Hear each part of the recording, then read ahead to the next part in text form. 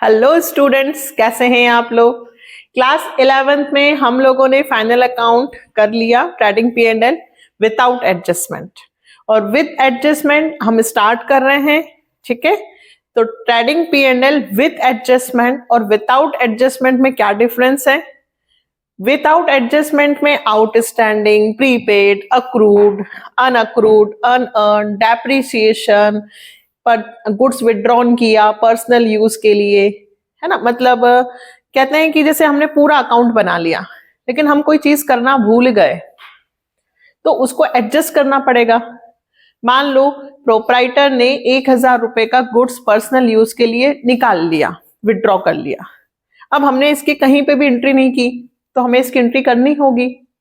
तो trading P and L balance sheet यदि हमको आ गई है बनाना तो एडजस्टमेंट में कोई प्रॉब्लम नहीं आएगी। ठीक है, चलिए, जो स्टूडेंट्स ने trading P and L with adjustment का बेसिक कंसेप्ट नहीं देखा है तो सबसे पहले आई बटन को क्लिक करो और यहां से पहले एक बार trading P and L with adjustment देखो।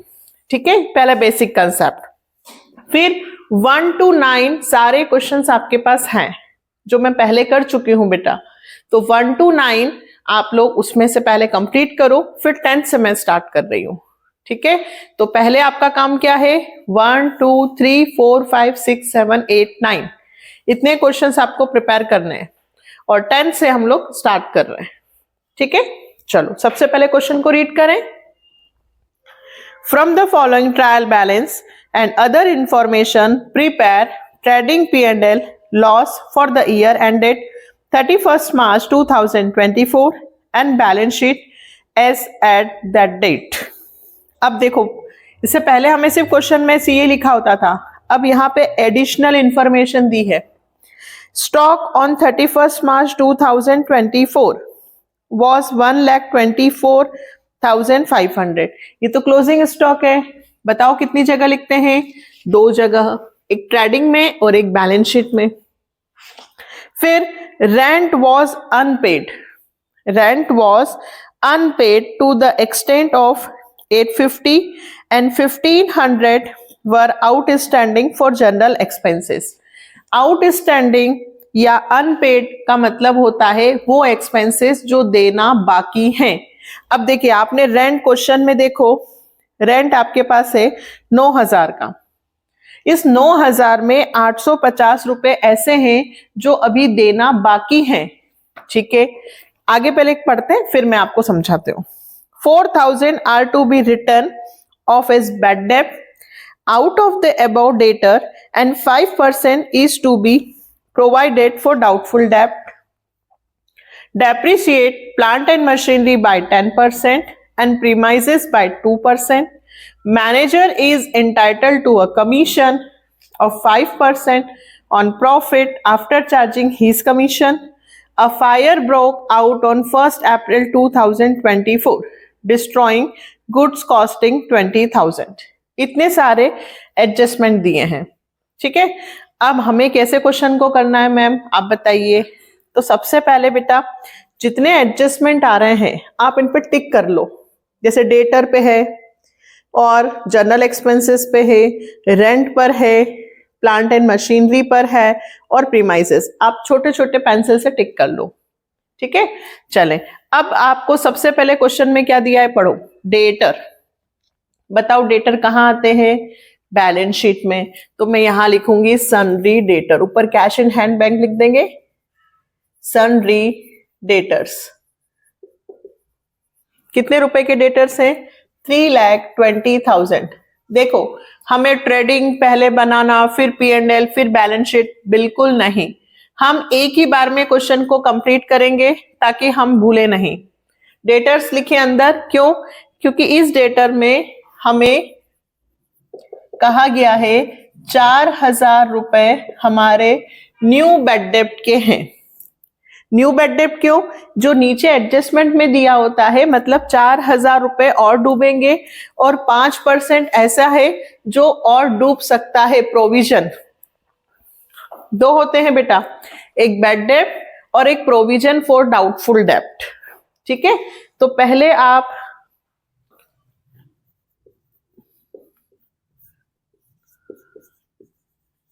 3,20,000 में से 4,000 आपने माइनस किए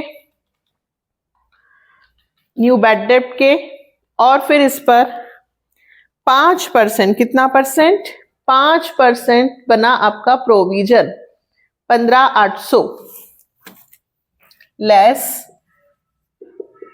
न्यू, ऐसे लिखना, न्यू प्रोविजन ऑन डेटर्स, कितना, 15,800।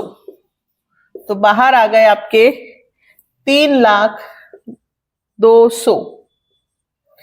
सबसे पहले डेटर्स में 3 चीजें माइनस होती है, बैड डेप्ट, प्रोविजन, डिस्काउंट।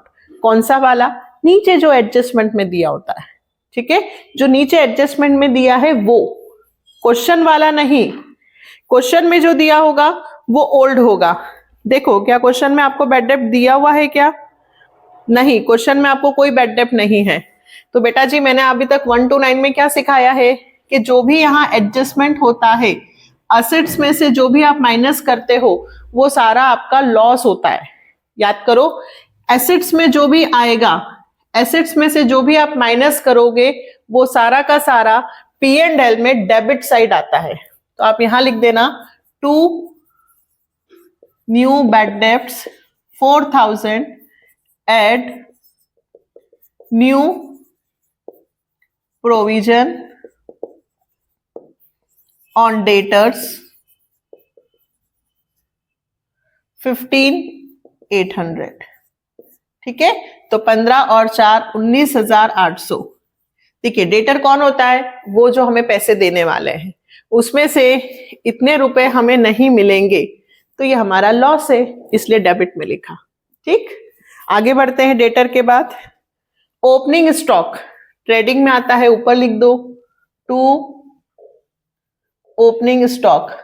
अगर आप इस तरीके से करते हो बेटा तो आपका क्वेश्चन बहुत जल्दी होगा कंपैरिजन, अगर आप एक एक को अलग अलग बनाओगे, यहां आप कुछ भूलोगे भी नहीं।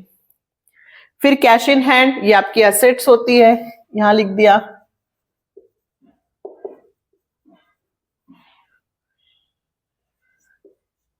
हम क्या चाहते हैं, क्वेश्चन जल्दी हो और सही हो। कैश एट बैंक,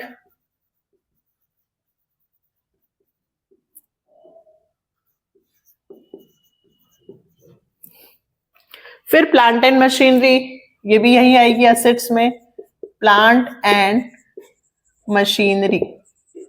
अब मैं फिर इसे अंदर लिखूंगी 1,75,000। क्यों, क्योंकि प्लांट एंड मशीनरी पे हमें 10% से डेप लगाना है। कितने परसेंट से, 10% से। तो लेस डेप्रिसिएशन 10%, यानी कि एक जीरो कम कर दो, 17,500। तो 1,75,000 में से 17,500 गए, ये आया 1,57,500। फिर आपने एसेट्स में से कुछ माइनस किया, फिर आपका लॉस हुआ, फिर यहां लिख दो 2 depreciation on plant and machinery, कितना, 17,500। फिर आगे बढ़ते हैं। क्रेडिटर्स, क्रेडिटर्स किधर आते हैं, लाइबिलिटी में, सन्ड्री क्रेडिटर्स 1,81,500। देखो मैं आपको पूरा ट्रेडिंग P&L समझा के लाई हूं, इसलिए आपको प्रॉब्लम नहीं आएगी बेटा। फिर जनरल एक्सपेंसेस, जनरल एक्सपेंसेस भी P&L में आते हैं, 2 जनरल एक्सपेंसेस। फिर जनरल एक्सपेंसेस में टिक है, क्या टिक है भाई, एडजस्टमेंट है जनरल एक्सपेंसेस का कि भाई 1,500 रुपए अभी आउटस्टैंडिंग है, मतलब मैंने 10,750 रुपए तो जनरल एक्सपेंसेस के कर दिए हैं और 1,500 रुपए अभी करना बाकी है। तो एड आउटस्टैंडिंग 1,500 रुपए और करने होंगे, तो मेरा 1,500 का और खर्चा है। 0 5 7 और 5 12 2 और 1 12,250। क्या सिखाया है? जो भी एडजस्टमेंट प्लस माइनस होते हैं वो दो जगह जाते हैं। यहां कुछ भी यदि प्लस होता है तो सेम साइड प्लस हुआ है, outstanding expenses, same side balance sheet में लाइबिलिटी में लिख दो, आउटस्टैंडिंग एक्सपेंसेस कितने? 1500। फिर आगे बढ़े, सेल्स। अब सेल्स किधर आती है भाई? ट्रेडिंग के by side, by sales account 13,45,000। फिर सैलरी, सैलरी में एडजस्टमेंट नहीं है तो बाहर लिख देती हूं, P&L में आता है सैलरी 22,250। कैरिज आउटवर्ड, ये भी P&L में ही आएगा, कैरिज आउटवर्ड। इनवर्ड होता तो ट्रेडिंग में, आउटवर्ड हुआ तो P&L में। आउटवर्ड मतलब क्या होता है? जब हमने माल बेचा होगा तो बेचने संबंधित एक्सपेंसेस। रेंट, ये भी P&L में आता है, टू रेंट यहां लिख देती हूं। अब रेंट अंदर लिखेंगे, क्यों? क्योंकि इसमें भी एडजस्टमेंट है, टू रेंट एड आउटस्टैंडिंग। कैसा आउटस्टैंडिंग? हमें 9,000 रुपए जो आउट रेंट है उसमें 850 अनपेड है, 850 रुपए अभी देना बाकी है, तो टोटल में जो रेंट कितना पे करना होगा? 9,850। 9,000 तो पे कर चुकी हूं, 850 और देने हैं, तो टोटल रेंट कितना बना? 9,850। फिर आउटस्टैंडिंग एक्सपेंसेस प्लस हुए, फिर बैलेंस शीट में लायबिलिटी में लिखो,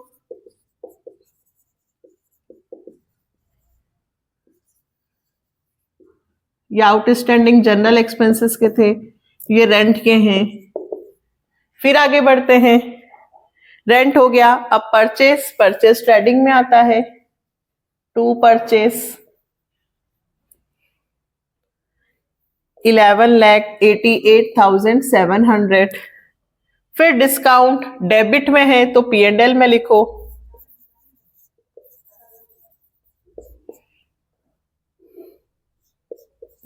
अगर क्रेडिट साइड होता तो क्रेडिट में लिखती। प्रीमाइजेस, प्रीमाइजेस मतलब बिल्डिंग, भवन, प्रीमाइजेस लिखूंगी, प्रीमाइजेस पे भी टिक है, 3,45,000। डेप है इस पे, फिर कितना परसेंट? 2%, तो लेस डेप्रिसिएशन 2% है बेटा, तो 3,45,000 का 2% 6,900 माइनस कर दो, 3,38,100। फिर आपने डेप्रिसिएशन माइनस किया, फिर P&L में लिखो, टू डेप ऑन प्रीमाइजेस। क्या समझे हम? जो भी यहां बैलेंस शीट में लेस होगा सब हमारा एक्सपेंसेस होता है, सारा P&L में डेबिट में डालना है। लास्ट क्या बचा क्वेश्चन का? कैपिटल। कैपिटल बैलेंस शीट में सबसे ऊपर लिखना, अभी अंदर लिखेंगे हम 7,95,000। क्यों? क्योंकि नेट प्रॉफिट प्लस होगा, लॉस होगा तो माइनस होगा। और क्या बचा? Closing stock, by closing stock कितना? 1,24,500। क्लोजिंग स्टॉक कितनी जगह आता है? दो जगह, एक यहां भी लिखूंगी, 1,24,500। एडजस्टमेंट भी हो गए, सवाल भी हो गया। अब मैनेजर को 5% कमीशन देना है, कब? जब हमें क्वेश्चन में नेट प्रॉफिट होगा। और फायर ब्रोक आउट, इसका नोट डाल लेना, this transaction does not affect, है ना, इस ट्रांजैक्शन का कोई अफेक्ट बैलेंस शीट या स्टैटिंग P&L पे नहीं होगा। क्यों बेटा?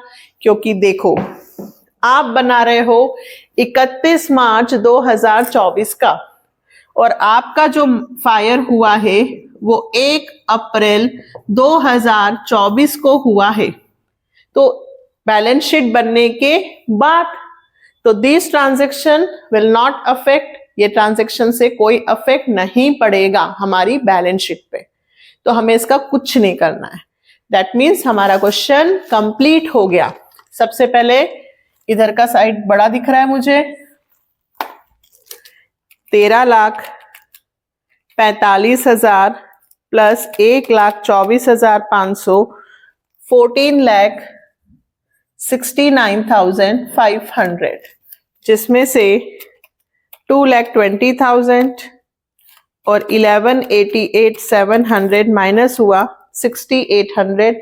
ये अपना कौन सा प्रॉफिट आया है? Gross profit. यहां लिखूंगी 2 ग्रॉस प्रॉफिट CD कितना? 60,800। अब ये ग्रॉस प्रॉफिट CD इधर आएगा बाय ग्रॉस प्रॉफिट BD 60,800। ठीक है, अब देखिए इधर का टोटल ज्यादा होगा इस बार। कैसे पता चल रहा है? क्योंकि 22, 12, 17 और 19, 11,000 वहां से बहुत ज्यादा है, इसलिए इस बार इधर का टोटल बड़ा आएगा। इस बार हमें प्रॉफिट नहीं बल्कि क्वेश्चन में लॉस होगा। टोटल करके देखते हैं। 9,850, 19,800, 17,500, 12,250, 22,250, 11 और 4 15 और 6,900। ये आ रहा है आपका 1,03,550। इधर का बड़ा है ना, तो उसमें से 42,750 लॉस हुआ। ये आंसर आ गया आपका। क्या लिखूंगी मैं यहां पे? By net loss transferred to capital account 42,750, 1,03,550। अब ये लॉस है। अब देखो आपको मैनेजर को कमीशन देना है, लेकिन मैनेजर को कमीशन कब मिलता? जब क्वेश्चन में प्रॉफिट होता। तो यहां पर मैनेजर को कमीशन नहीं दिया जाएगा। क्यों? क्योंकि क्वेश्चन में प्रॉफिट नहीं बल्कि लॉस हुआ है। तो एक और नोट डाल दीजिएगा नीचे, मैनेजर कमीशन है ना, नॉट प्रोवाइडेड।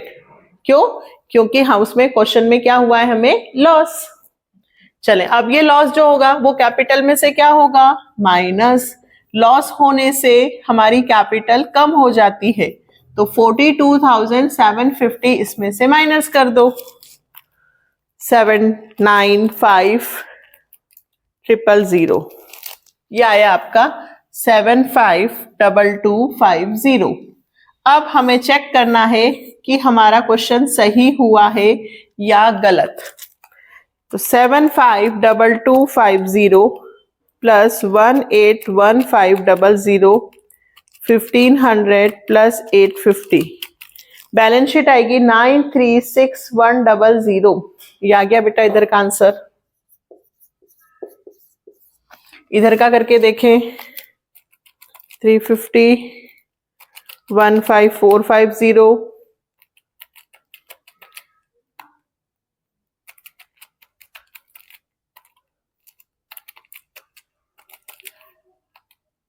इधर का भी आंसर आ गया।